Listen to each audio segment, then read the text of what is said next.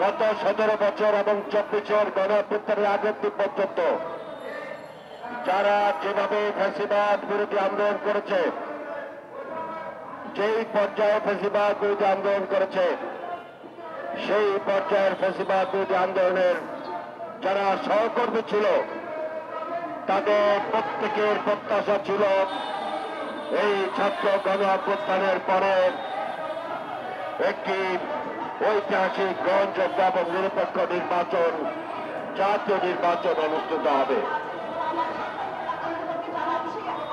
কিন্তু আমরা দেখতে পেরেছি ফ্যাসিবাদ আওয়ামী লীগ যেভাবে তাদের ক্ষমতাকে পাকাপোক্ত করবার জন্য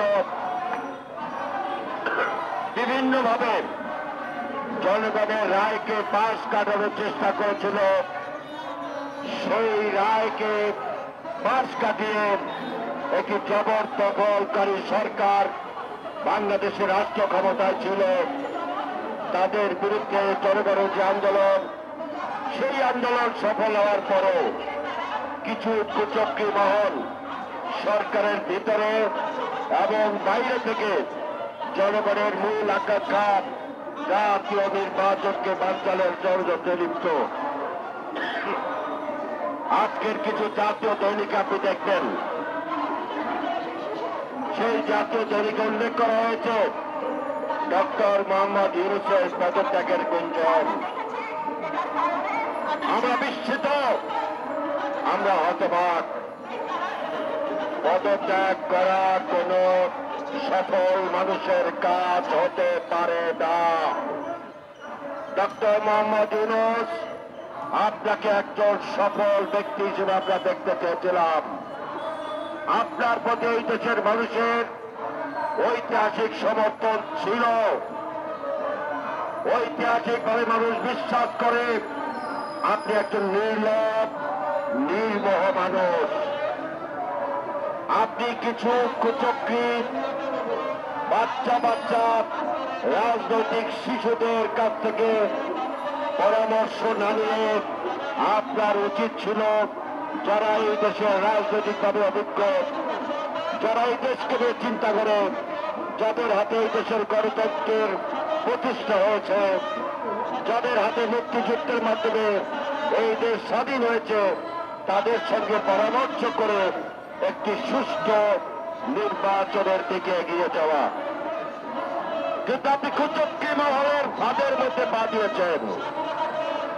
আপনি তথাকথিত কিছু সংস্কারবাদীর সামনে পড়ে আপনি এই দেশের গণতন্ত্রকে ধ্বংসের দিকে নিয়ে যাচ্ছেন বলে আমরা মনে করি। ডক্টর মোহাম্মদ ইউনূস পদত্যাগ করলে ইতিহাসে আপনি নিকৃষ্ট ব্যক্তি হিসেবে থাকবেন। পদত্যাগের নাটক যদি করেন, খাল কেটে কুমির আনার জন্য বাংলাদেশের মানুষ আপনাকে বিশ্বাসঘাতক হিসেবে চিহ্নিত করবে।